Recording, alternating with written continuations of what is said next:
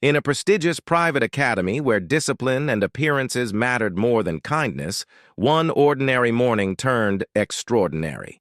A teacher, known for her sharp tongue and colder heart, singled out a quiet black boy in front of the entire class. Her intent wasn't to encourage, but to humiliate, forcing him toward the grand piano that gleamed at the front of the room. Laughter whispered among the students as she smirked, convinced this moment would prove her point. But what began as an act of cruelty soon transformed into a scene no one would ever forget. A performance that shattered stereotypes and silenced prejudice in the most powerful way imaginable. The academy had long been regarded as a place for the wealthy, the privileged, and the elite. The towering gates, the marble hallways, and the sparkling chandeliers sent a clear message. Not everyone belonged here. For many, this school was a path to success. But for one boy named Elijah, it often felt more like a battlefield. Elijah's family wasn't wealthy. His mother worked 2 jobs just to afford the tuition, believing deeply in the power of education to break cycles of struggle. Elijah himself was bright, quiet, and deeply observant. He had one passion above all else: music. At home, on an old second-hand piano that barely stayed in tune, he practiced for hours, pouring every ounce of emotion into the keys. But at school, Elijah was treated differently. He was often the only black boy in his class, and while some students ignored him, others mocked him quietly. Teachers, too, treated him with subtle indifference, their expectations set low before he even began. He carried this weight silently, his resilience hiding the sting of daily reminders that he didn't quite belong. One teacher in particular, Ms. Carter, had made it her mission to test him. With her immaculate suit jackets and stern eyes, she commanded the room with authority, and rarely did she use that authority with kindness. On the morning it happened, Elijah was seated quietly in the back when Ms. Carter called on him unexpectedly. With a mocking smile, she ordered him to come forward, pointing at the piano. The students whispered, curious and entertained, unaware that this moment would forever shift how they saw him. And her.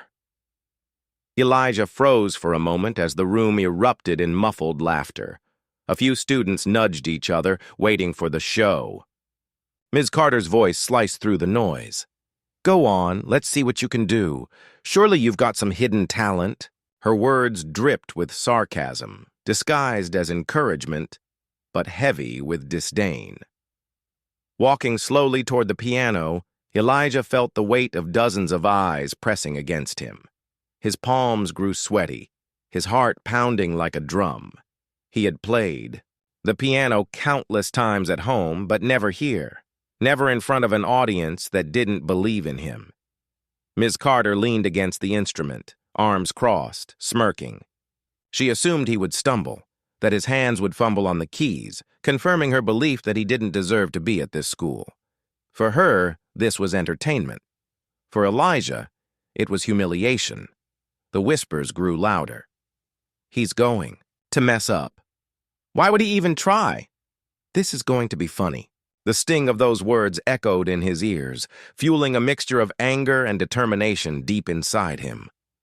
Elijah took a deep breath, placed his fingers on the polished keys, and closed his eyes. In that moment, he wasn't in the classroom anymore. He was back at home, sitting at his old, worn-down piano, with his mother listening from the kitchen, humming along as he played. That memory steadied him. Then, with a single press of a key, the room changed. The first notes rang out clear and strong, surprising even him with their power in the silence. His hands moved with grace and confidence, weaving a melody so intricate and emotional that the classroom's whispers stopped instantly. Every student turned, wide-eyed, as the boy they had mocked began to pour his soul into the music. Miss Carter's smirk faded as her eyes widened. She had expected mistakes, not mastery. Each note built upon the last, rising into something hauntingly beautiful. The piano, once a tool of mockery, had become Elijah's voice, raw, defiant, and undeniable. As the minutes passed, the atmosphere transformed.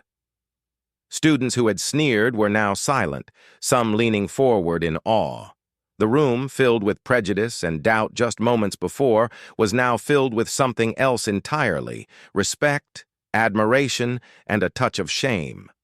Elijah played as though his very future depended on it, his fingers dancing effortlessly across the keys. With every chord, he shattered the invisible walls that had boxed him in, exposing the fragility of the stereotypes stacked against him. And when he finally pressed the last key, letting the note linger in the air, the silence that followed was deafening. No one laughed. No one whispered. All that remained was stunned disbelief. The silence stretched so long it felt heavy. Dozens of eyes remained fixed on Elijah, who sat still at the piano, his chest rising and falling as he caught his breath. He had given everything in that performance, every ounce of pain, pride, and hope. Then came the sound, not of laughter, not of mockery, but of applause. Slow at first, a few hesitant claps echoed through the room. Then more joined until the entire class was clapping, some even cheering. What had begun as humiliation had ended in triumph. But Ms. Carter did not clap. She stood frozen, her face pale, her authority cracked. For the first time, she had no words. Her attempt to shame him had backfired so spectacularly that even the students who once feared her now looked at her differently. Elijah rose from the bench and turned to face the class. His eyes met Ms. Carter's for just a moment, and though he said nothing, the message was clear. Respect cannot be demanded through cruelty. It must be earned. The room that once echoed with prejudice had been transformed by music into a space of truth.